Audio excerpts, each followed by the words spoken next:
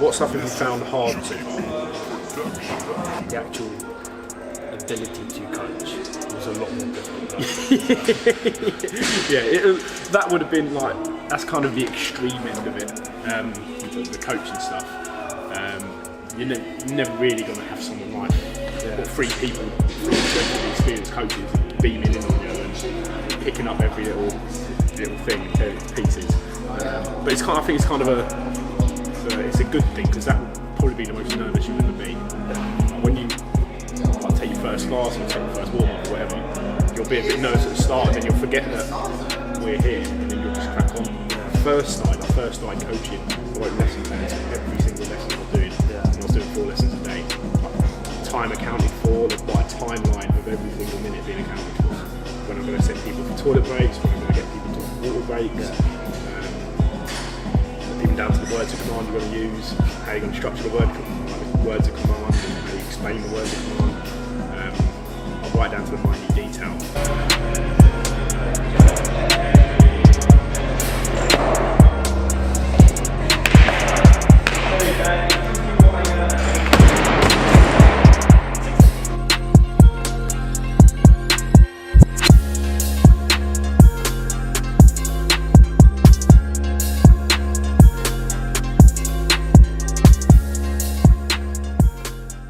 My ears look massive. Because your ears are massive. Like a wing nut.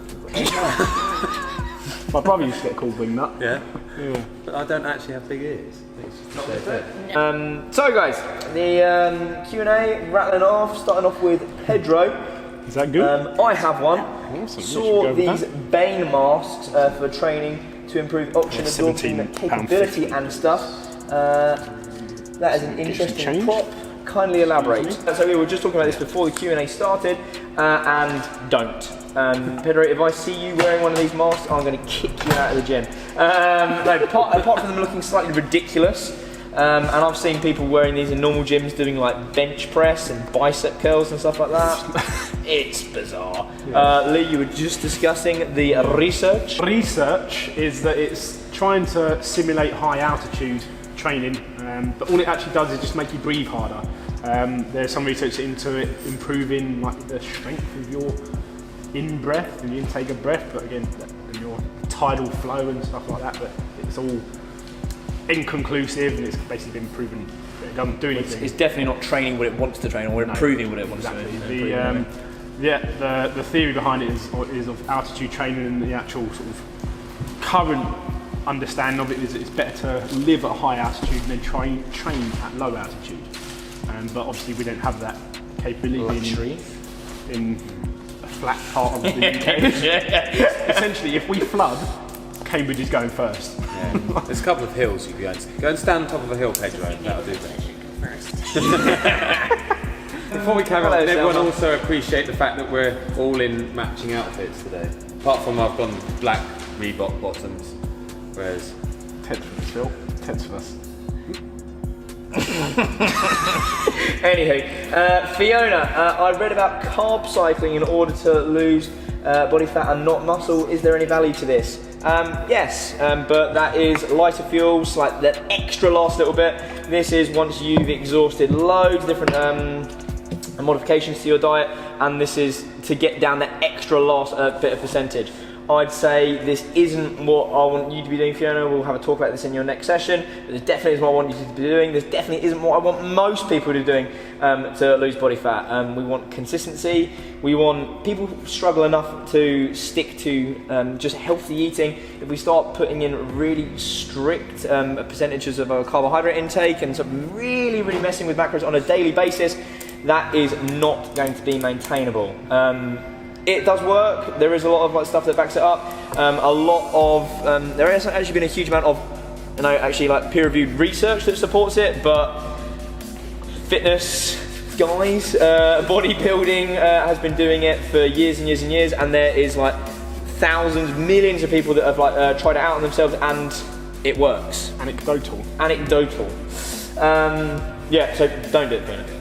Of May, we've got the self-defense seminar. I'm going to repost the link. That's what it's going to be. It was ineffective. Judo chop that, wasn't it? Got to put the link back up in the group, and if you want to come on, stick your name on. Anyone on Instagram got any questions for us? Anyone in the vlog got any questions for us?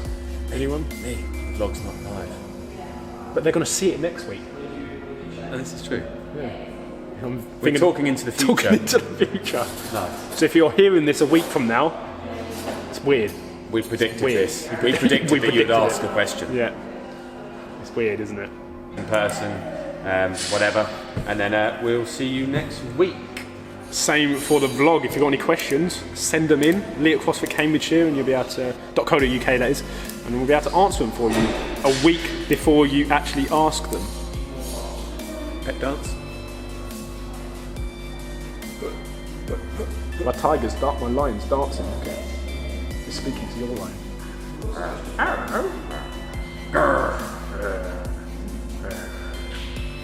My pecs are short. This is sad times. Right, guys, we're going. Hope you enjoyed that. Catch up with you next week. Knees wide the edge. You'll place the hand mat about 2 foot away. Placing your hands into a triangle shape. So the hands, we're going to make a triangle right to the centre of the mat. Knees. Next one is where we're lifting the knees off of the box. It's going a little bit harder now. Trying to stack the hips over the shoulders. Starting position, head through the arms. 1, 2, 3, 4. 3, 2, 1, go!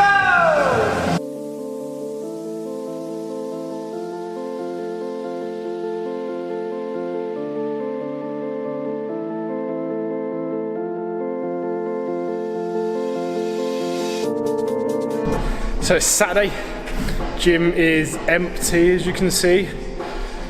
Finishing up the last of 4 7-minute AMRAPs. The last one is 20 calories on that bike, 12 push press, 12 toes to bar, 7 minutes. So I thought I'd let you all watch for the last one.